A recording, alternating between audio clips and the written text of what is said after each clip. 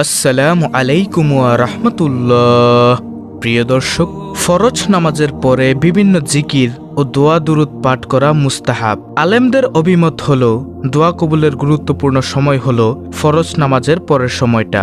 তাই ফরজ নামাজের সালাম ফিরানো মাত্রই জিকির ও দোয়া না করে উঠে পড়া, দাঁড়িয়ে নামাজ পরবর্তী সুন্নত শুরু করা কিংবা চলে যাওয়া অনুচিত। আবার অনেককে দেখা যায় ফরজ নামাজের পর অমনোযোগিতা ও অবহেলার সঙ্গে দোয়া করে থাকে। এমন আচরণ চরম ধৃষ্টতা ও বেয়াদবি। বরং ফরজ নামাজের পর মনোযোগের সঙ্গে জিকির ও দোয়া করে নিজের দুনিয়া ও আখিরাতকে সুন্দর করা উচিত। তাই প্রিয় দর্শক, ফরজ নামাজের পর প্রিয় নবী সাল্লাল্লাহু আলাইহি ওয়াসাল্লাম যে 13টি দোয়া ও জিকির করতেন তা এখন আপনাদেরকে জানাবো ইনশাআল্লাহ। তাই আপনাদের কাছে আমার একটি অনুরোধ, ধৈর্য সহকারে ভিডিওটি শেষ পর্যন্ত দেখুন। তাহলে চলুন মূল আলোচনা শুরু করা যাক। দর্শক, ফরজ নামাজের সালাম ফিরানোর পর প্রিয় নবী সাল্লাল্লাহু আলাইহি ওয়াসাল্লাম যে আমলগুলো করতেন তার মধ্যে সর্বপ্রথম আমলটি হলো আস্তাগফিরুল্লাহ 3 বার পাঠ করতেন। অর্থাৎ আস্তাগফিরুল্লাহ, আস্তাগফিরুল্লাহ, আস্তাগফিরুল্লাহ। এর অর্থ হলো, হে আল্লাহ, আমি তোমার কাছে ক্ষমা প্রার্থনা করছি। তাহলে এটি গেল প্রথম নম্বর আমল, অর্থাৎ আস্তাগফিরুল্লাহ পাঠ করা 3 বার। প্রিয় দর্শক, ফরজ নামাজ শেষে প্রিয় নবী সাল্লাল্লাহু আলাইহি ওয়াসাল্লাম যে আমলগুলো করতেন তার মধ্যে দ্বিতীয় নম্বর আমলটি হলো আল্লাহুম্মা আনতাস সালাম ওয়া মিনকাস সালাম তাবারাকতা ইয়া যাল জালালি ওয়াল ইকরাম। এই দোয়াটি একবার পাঠ করা। এই দোয়াটির অর্থ হচ্ছে, হে আল্লাহ, তুমি শান্তিময়, তোমার কাছ থেকে শান্তি অবতীর্ণ হয়, তুমি বরকতময়, হে পরাক্রমশালী ও মর্যাদা প্রদানকারী। হযরত সাওবান রাদিয়াল্লাহু তাআলা আনহু থেকে বর্ণিত, তিনি বলেন, রাসূল সাল্লাল্লাহু আলাইহি ওয়াসাল্লাম যখন সালাম ফিরাতেন তখন তিনি 3 বার ইস্তেগফার পড়তেন, অর্থাৎ আস্তাগফিরুল্লাহ, আস্তাগফিরুল্লাহ, আস্তাগফিরুল্লাহ বলতেন। তারপরে বলতেন, আল্লাহুম্মা আনতাস সালাম ওয়া মিনকাস সালাম তাবারাকতা ইয়া যাল জালালি ওয়াল ইকরাম। মুসলিম শরীফের হাদিস, আবু দাউদ শরীফের হাদিস। তাহলে গেল দ্বিতীয় নম্বর আমল। দর্শক, ফরজ নামাজ শেষে প্রিয় নবী সাল্লাল্লাহু আলাইহি ওয়াসাল্লাম যে আমলগুলো করতেন তার মধ্যে তৃতীয় নম্বর আমলটি হলো লা ইলাহা ইল্লাল্লাহু ওয়াহদাহু লা শারীকা লাহু লাহুল মুলকু ওয়া লাহুল হামদু ওয়া হুয়া আলা কুল্লি শাইইন কাদির। তিনি এই দোয়াটি পাঠ করতেন। এই দোয়াটির অর্থ হচ্ছে, আল্লাহ ব্যতীত কোনো সত্য মাবুদ নেই, তিনি একক, তার কোনো শরিক নেই, তারই জন্য সমস্ত রাজত্ব, তারই সমস্ত প্রশংসা এবং তিনি সর্ববিষয়ে সর্বশক্তিমান। তাহলে গেল তৃতীয় নম্বর আমল। প্রিয় দর্শক, ফরজ নামাজ শেষে প্রিয় নবী সাল্লাল্লাহু আলাইহি ওয়াসাল্লাম যে আমলগুলো করতেন তার মধ্যে চতুর্থ নম্বর আমলটি হলো আল্লাহুম্মা লা মানিয়া লিমা আতাইতা আলা মুতিয়া লিমা মানাআতা ওয়ালা ইয়ানফাউ জাল জাদ্দি মিনকাল জাদ্দু। এই দোয়াটি পাঠ করতেন। এর অর্থ হলো, হে আল্লাহ, তুমি যা দান করো তা রোধ করার এবং যা রোধ করো তা দান করার সাধ্য কারো নেই। আর ধনবানের ধন তোমার আযাব থেকে মুক্তি পেতে কোনো উপকারে আসবে না।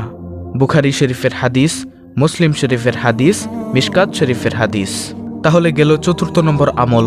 প্রিয় দর্শক, ফরজ নামাজ শেষে প্রিয় নবী সাল্লাল্লাহু আলাইহি ওয়াসাল্লাম যে আমলগুলো করতেন তার মধ্যে পঞ্চম নম্বর আমলটি হলো লা হাওলা ওয়ালা কুওয়াতা ইল্লা বিল্লাহ একবার পাঠ করা।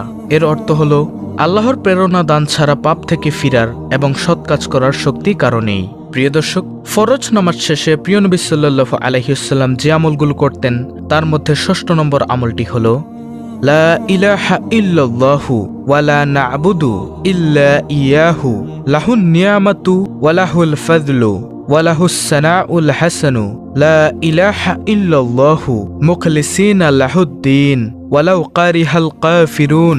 এর অর্থ হলো, আল্লাহ ব্যতীত কোনো সত্য উপাস্য নেই, তার ছাড়া আমরা আর কারো ইবাদত করি না, তারই যাবতীয় সম্পদ, তারই যাবতীয় অনুগ্রহ এবং তারই যাবতীয় প্রশংসা। আল্লাহ ছাড়া কোনো সত্য উপাস্য নেই, আমরা বিশুদ্ধ চিত্তে তারই উপাসনা করি, যদিও কাফের দল তা অপছন্দ করে। মুসলিম শরীফের হাদিস, মিশকাত শরীফের হাদিস। প্রিয় দর্শক, ফরজ নামাজ শেষে প্রিয় নবী সাল্লাল্লাহু আলাইহি ওয়াসাল্লাম যে আমলগুলো করতেন তার মধ্যে সপ্তম নম্বর আমলটি হলো আয়াতুল কুরসি পাঠ করা। আয়াতুল কুরসি পাঠ করা একবার। দর্শক, আয়াতুল কুরসি হলো সূরা বাকারার 255 নং আয়াত। আবু উমামা রাদিয়াল্লাহু তাআলা আনহু বলেন, রাসূলুল্লাহ সাল্লাল্লাহু আলাইহি ওয়াসাল্লাম বলেছেন, যে ব্যক্তি প্রত্যেক ফরজ সালাতের পর আয়াতুল কুরসি পাঠ করে মৃত্যু ছাড়া আর কিছুই তাকে জান্নাতে প্রবেশ করা থেকে বিরত রাখতে পারবে না। তাহলে গেল 7 নম্বর আমল, অর্থাৎ আয়াতুল কুরসি পাঠ করা। প্রিয় দর্শক, ফরজ নামাজ শেষে প্রিয় নবী সাল্লাল্লাহু আলাইহি ওয়াসাল্লাম যে আমলগুলো করতেন তার মধ্যে 8 নম্বর আমলটি হলো আবু হুরায়রা রাদিয়াল্লাহু তাআলা আনহু রাসূলুল্লাহ সাল্লাল্লাহু আলাইহি ওয়াসাল্লাম থেকে বর্ণনা করেন যে তিনি বলেছেন, যে ব্যক্তি প্রত্যেক ফরজ নামাজের পর 33 বার সুবহানাল্লাহ, 33 বার আলহামদুলিল্লাহ, 33 বার আল্লাহু আকবার পড়ে এবং 100 বার পূর্ণ করার জন্য একবার লা ইলাহা ইল্লাল্লাহু ওয়াহদাহু লা শারীকা লাহু লাহুল মুলকু ওয়া লাহুল হামদু ওয়া হুয়া আলা কুল্লি শাইইন কাদির পরে তার সমস্ত গুনাহ ক্ষমা করে দেওয়া হয়, যদিও তা সাগরের ফেনারাশির পরিমাণও হয়। সুবহানাল্লাহ। মুসলিম শরীফের হাদিস নম্বর 1228। প্রিয় দর্শক, ফরজ নামাজ শেষে প্রিয় নবী সাল্লাল্লাহু আলাইহি ওয়াসাল্লাম যে আমলগুলো করতেন তার মধ্যে 9 নম্বর আমলটি হলো সূরা ইখলাস, সূরা ফালাক, সূরা নাস একবার করে পাঠ করা। আবু দাউদ শরীফের হাদিস, তিরমিজি শরীফের হাদিস। দর্শক, ফরজ নামাজ শেষে প্রিয় নবী সাল্লাল্লাহু আলাইহি ওয়াসাল্লাম যে আমলগুলো করতেন তার মধ্যে 10 নম্বর আমলটি হলো, যে দোয়াটি পাঠ করতেন সেটি হলো আল্লাহুম্মা আইন্নি আলা যিকরিকা ওয়া শুকরিকা ওয়া হুসনি ইবাদাতিক। এই দোয়াটি একবার পাঠ করা।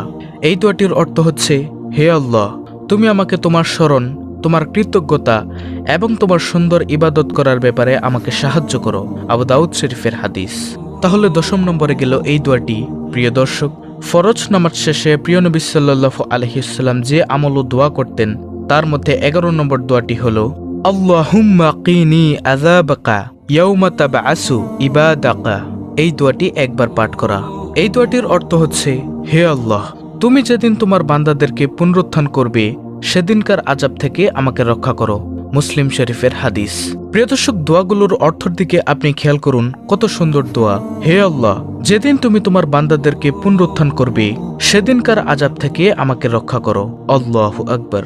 তারপরে প্রিয় দর্শক, ফরজ নামাজ শেষে প্রিয় নবী সাল্লাল্লাহু আলাইহি ওয়াসাল্লাম যে আমলগুলো করতেন, যে দোয়া পাঠ করতেন তার মধ্যে 12 নম্বর দোয়াটি হলো হযরত আব্দুর রহমান বিন গানম রাদিয়াল্লাহু আনহু থেকে বর্ণিত, নবীজি সাল্লাল্লাহু আলাইহি ওয়াসাল্লাম বলেন, যে ব্যক্তি মাগরিব ও ফজরের নামাজ থেকে ফিরে বসা ও পা মুড়ার পূর্বে, অর্থাৎ যেভাবে বসে নামাজ শেষ করেছে সেভাবে বসেই এদিক ওদিক ঘোরা বা অন্যরকম করে বসার পূর্বেই এই দোয়াটি 10 বার পাঠ করবে, আল্লাহ তাআলা তার আমল নামায় প্রত্যেকবারের বিনিময়ে 10টি নেকি লিপিবদ্ধ করেন, 10টি গুনাহ মোচন করে দেন এবং তাকে 10টি মর্যাদায় উন্নীত করেন। প্রত্যেক অপ্রীতিকর বিষয় এবং বিতাড়িত শয়তান থেকে ওই জিকির রক্ষামন্ত্র হয়। নিশ্চিতভাবে শিরক ব্যতীত তার অন্যান্য পাপ ক্ষমা করা হয়, আর সে ব্যক্তি হয় আমল করার দিক থেকে সবচেয়ে শ্রেষ্ঠ ব্যক্তি। তবে সেই ব্যক্তি তার চেয়ে শ্রেষ্ঠ হতে পারে যে তার থেকেও উত্তম জিকির পাঠ করবে। আহমদ শরীফের হাদিস।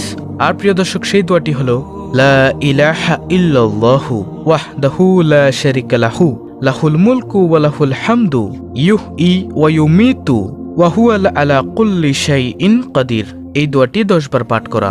তারপরে প্রিয় দর্শক, ফরজ নামাজ শেষে প্রিয় নবী সাল্লাল্লাহু আলাইহি ওয়াসাল্লাম যে আমল করতেন, যে দোয়াগুলো করতেন তার মধ্যে সর্বশেষ 13 নম্বর আমলটি হলো ফজরের সালাতের পর একবার পাঠ করা এই দোয়াটি। দোয়াটি হলো আল্লাহুম্মা ইন্নী আসআলুকা ইলমান নাফিয়া ওয়া রিজকান তাইয়্যিবা ওয়া আমালান মুতাকাব্বালা।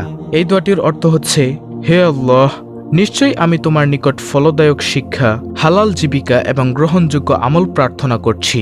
সুবহানাল্লাহ। তো প্রিয় দর্শক, এই হলো মোট 13টি দোয়া ও আমল।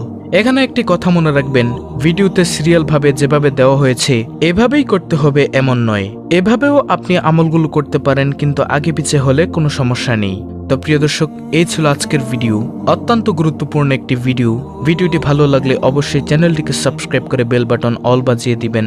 ভিডিওটিতে একটি লাইক দিবেন এবং কমেন্টে আমিন লিখবেন এবং অন্য মুসলিম ভাই বোনদের কাছে ভিডিওটি শেয়ার করে দিবেন যেন তারাও দেখে শিখে আমলটি করতে পারে। আল্লাহ রাব্বুল আলামিন আমাদের